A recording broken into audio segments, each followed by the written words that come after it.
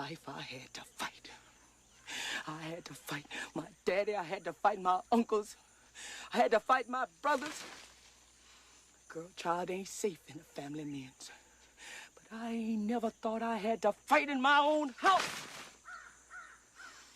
I loves Harpo. God knows I do.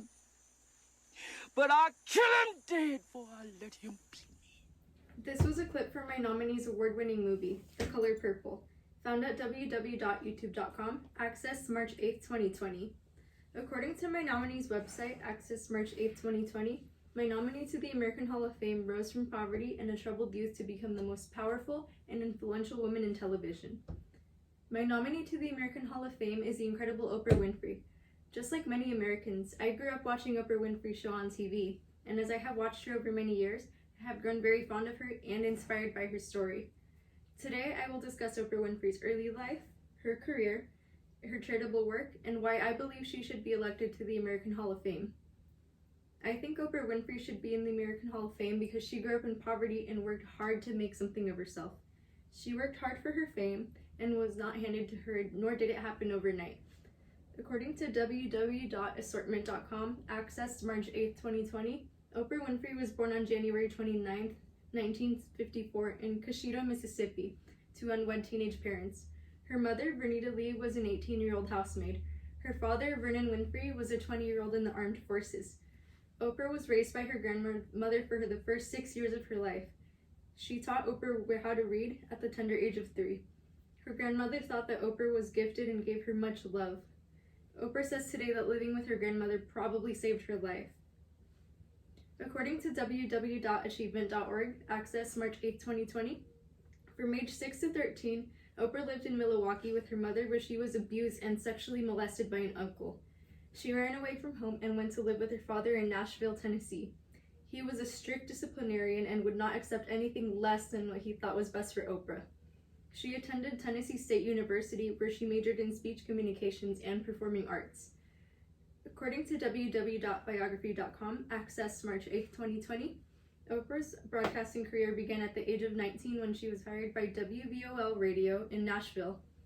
2 years later, she went to WTVF-TV in Nashville as a reporter and anchor on the news.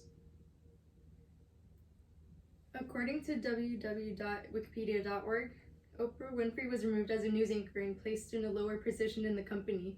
Then she was recruited to co-host a show with Richard Scher on WJZ's local talk show called People Are Talking. The show premiered on August 14, 1978, and then she also hosted another show called Dialing for Dollars. In 1983, Winfrey was relocated to Chicago to host WLS-TV's morning half-hour show called AM Chicago, which aired on January 2, 1984. A few months after Winfrey took over the show, the ratings of the show began to grow rapidly, even surpassing Donahue as the highest-rated talk show in Chicago. After the show had grown so much in popularity, a movie critic named Roger Ebert persuaded Winfrey to sign a syndication deal with King World Productions, as he believed that her show had even more potential to continue growing in popularity. The show's name was then changed to The Oprah Winfrey Show, and was expanded to a full hour on the air. On September 8, 1986, the first episode was broadcast on nationwide television. The O Network was created soon after Oprah's success on The Oprah Winfrey Show. According to Ethel Jiang in her February 27, 2019 article in the Market Insiders, in 2018, Oprah purchased more than 1.4 million shares in Weight Watchers and now heads the organization. According to www.imdb.com, access March 8, 2020, Oprah was nominated for an Academy Award and a Golden Globe Award for the Best Supporting Actress in The Color Purple in 1986. In 2011, she received the Jean Hurst Humanitarian Award as an individual in the motion picture industry whose humanitarian efforts have brought credit to the industry. According to the Associated Press, on September 27, 2007, Oprah was the first African-American woman to become a billionaire. According to www.oprah.com, access March 8, 2020, her Angel Network collects millions of dollars a year to fund many projects, such as the Oprah Winfrey Leadership Academy for Girls in South Africa and rebuilding the Gulf Coast. And according to looktothestars.org, access March 8, 2020, In 1987, Oprah created the Oprah Winfrey Foundation to support education and empowerment of women, children, families in the United States and around the world.